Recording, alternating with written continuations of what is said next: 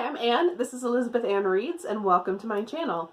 Today I'm going to be doing my May wrap-up, so I'm going to talk about the books that I read in May.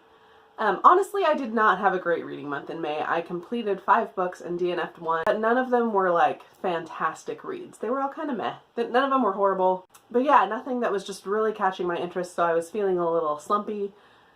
So not the best reading month ever, but that's okay. But I still want to keep you updated with what I read and what I thought about it. So the first book I completed in the month of May was Once Upon a River by Diane Setterfield. This is a story that takes place on the bank of the Thames River. One night, a little girl is pulled from the river. She's dead, she's drowned. But then she comes back to life. And so the story kind of follows that miracle and how it affected people and who this little girl was, because there were 3 different people claiming that she belonged to them.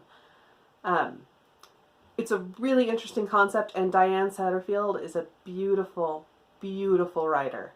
I love reading her writing so, so much, and I really enjoyed reading this book. I did find the plot a little not lacking. It's very slow moving. It was much more about the atmosphere and the writing than the story is what I felt like. Again, I still really enjoyed reading it because the writing is so beautiful, but it was just, like I said, very slow moving and very meandering, kind of like a river. I mean, I think that was her intention in writing the book, absolutely, and well done. I was just finding as I was reading that I was more interested in reading the writing than in what was actually happening in the story.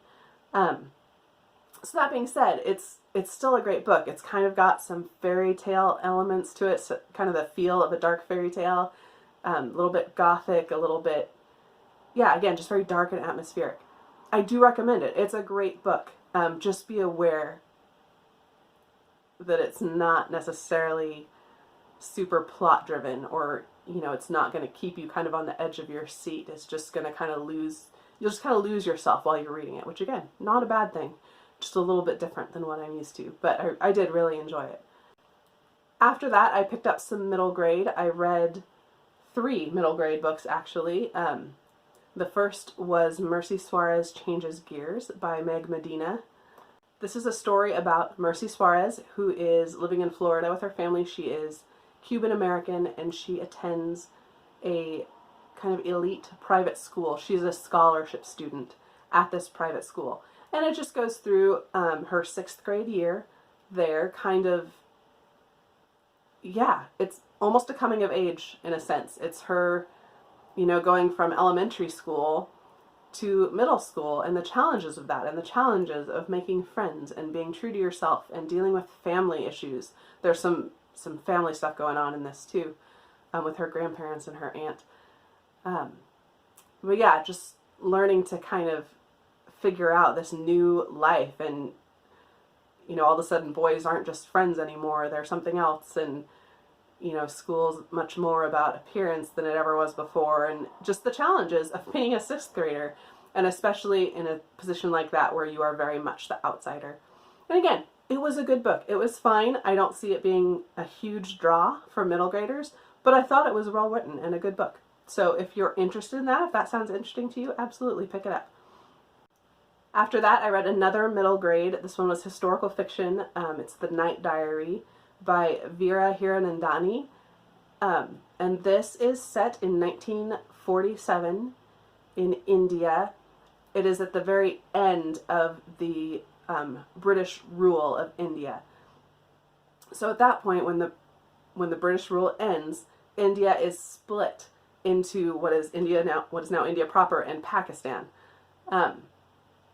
and one country for the Hindus and one for the Muslims, and they end up, this little girl, it follows a girl and her brother and father, and they end up in Pakistan having to flee kind of in secret back to India proper, where they will be safe.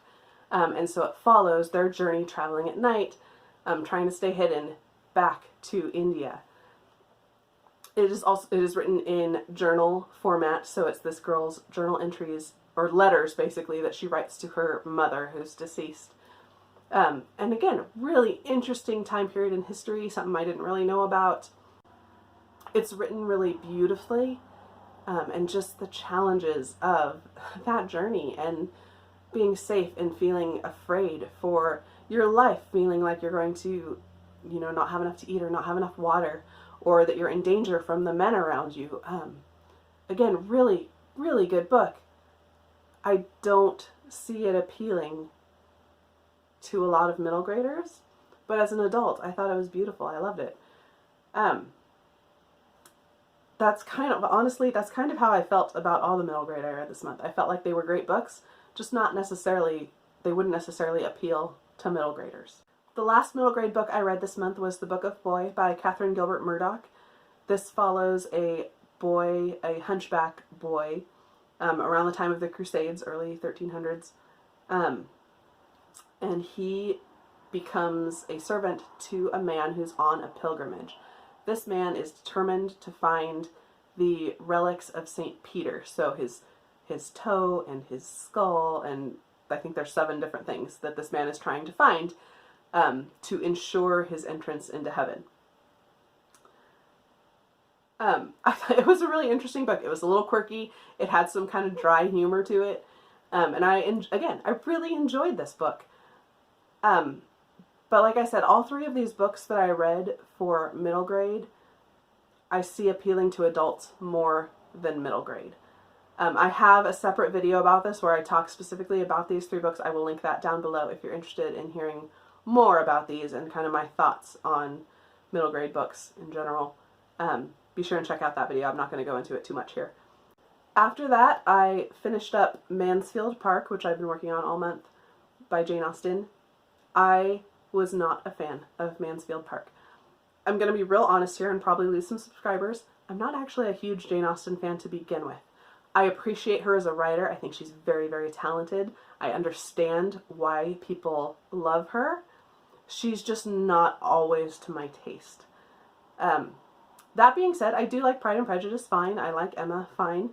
I did not like Mansfield Park. I thought it was really boring. I thought the characters were really unlikable. And I didn't think it had kind of the charm that Jane Austen is known for and the wit. It was very flat, and I didn't find it interesting or compelling at all. I actually had a really hard time finishing it. I only finished it because I switched to audiobook and would put it on while I was doing other things. So yeah, not a huge fan of Mansfield Park, but that's okay. Moving on. Oh, that's it. Those are the 5 books I read this month. I did read quite a bit of Spinning Silver by Naomi Novik, but I ended up DNFing that one. It was not holding my attention, and after a lot of books that were just kind of meh for me, I just did not want to continue on. I may pick it up again someday. I'm not 100% convinced it's not for me, but just for now and where I was this month with my reading, it was not the right thing, and I just put it down and felt so much relief when I put it down. So that's it for this month. 5 reads, 1 DNF. I read about half of The Well of Ascension by Brandon Sanderson, but I've not quite finished that yet, so that'll be in next month's wrap up. But I did read quite a bit of that this month as well. So that is it. My May wrap up. 5 books, kind of 6. Not a great reading month. But moving on. We're going to move on into the summer, and reading's going to get better. It's going to be great. Okay, that's it. Thank you for watching. Hope you have a great day.